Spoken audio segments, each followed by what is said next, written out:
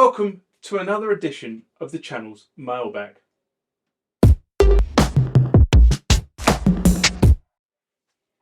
So what is Mailbag?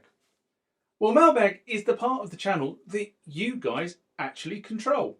It's based on comments, questions, general feedback that you guys leave either on the YouTube channel, the website, or through one of my social media feeds. Mailbag contains what I think the answer is, what I think my view of the comment is, or sometimes, I just throw it out to the wider audience and say, what do you guys think? That's what Mailbag is. So let's get in to the first mailbag of this session. Remember, like, comment, subscribe to the channel. Go over to Instagram and follow me there. Go over to Facebook, follow me there. That's where the normal notices are. And consider becoming a Patreon.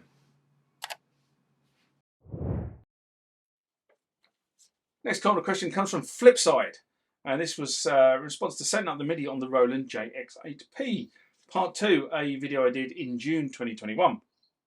And Flipside said, can I use the PG-800 also through MIDI? I want to use the JX8P with some Arturio software instruments on my laptop. All the keys on the JX8P are working, but there is no function with the PG-800. I cannot learn MIDI commands to control the knobs, faders, buttons in the software instruments. Interesting one. Interesting question. Now, again, going back to kind of the timing of the keyboard being released and general MIDI standard. Roland released the JX8P to market in the early days of MIDI. So MIDI came in around 1982-83, but it really didn't get a foothold until sort of the later part of the 80s, 86, 87. It took a while for kind of the standard to be adopted by all and keyboards to then have the standard designed into them. So it was the 8P was designed in that early period of MIDI when people were still finding their feet in the whole MIDI implementation. And the Roland PG-800, which is the programmer for the Roland JX8P and the programmer for the Roland JX10, doesn't use the standard MIDI protocol to communicate with the JX8P. It actually has a different connector. If you look at the back of the keyboard, you'll see a separate connector for the controller to plug in. So it doesn't use MIDI. It's not like the PG-1000 that works with the D50, where actually you put it in as part of the MIDI loop. On the JX8P, it's a separate connector to the keyboard.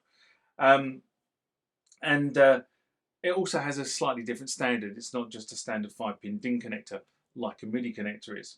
The next synthesizer programmer combination, as I said, was the PG-800, and that doesn't have a separate connector, and you can connect it into the MIDI. You can edit patches using a computer-based editor and send these through to the Roland JX8P, but I'm not sure you can edit the patches on the fly using MIDI, but I'm open to somebody to tell me that I'm wrong on that. I did speak to a couple of people I know that have JX8Ps, and when I asked them the question, they sort of went, that's a good one. Don't know the answer to that.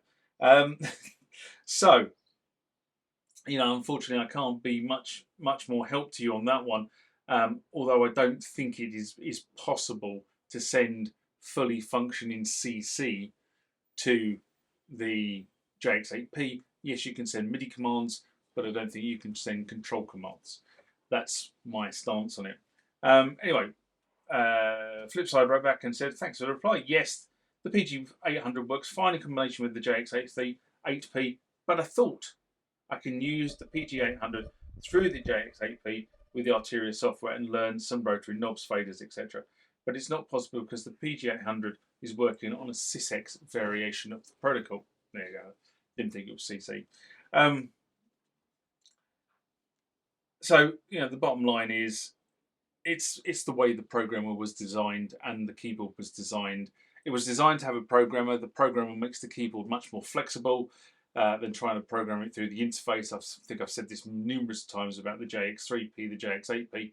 trying to program those synthesizers through the interface, utter pain in the bum. But with a programmer, actually makes it very flexible and very usable.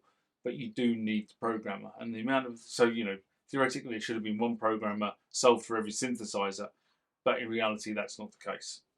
So there you go. Next comment or question comes from C.H. Loden. In response to Yamaha SY77, how to perform a factory reset on the SY77. Video I did it in January 2024. And CH writes, hello. I do as you described, but I only get into diagnostic mode every 30 attempts. All the buttons seem to work individually, but the keyboard is relatively slow when trying to switch between buttons. Do you have an idea where the button issue could come from? Now, if all, you know, on the assumption that all the tack switches are good, and it takes you 30 attempts to get into the diagnostic mode, then I would start thinking there is an issue with the way the synth is scanning the inputs. My thinking is further pushed in this direction of the fact you said its synth was extremely slow to respond. That kind of indicates you've got some sort of scanning problem. So if this was my synth, I would basically get the scope out and start tracing through the input circuitry. The key bed and switch panel ultimately connect to the CPU, but there is a scan unit between the physical switches and the CPU data, and somewhere in that area I think that's where your problem exists. Someone else may have a different view, so let's see if somebody else jumps in, and hope this helps with your troubleshooting. Now I can say that I wrote this response in April and nobody else has jumped in, so there's no further updates on that one.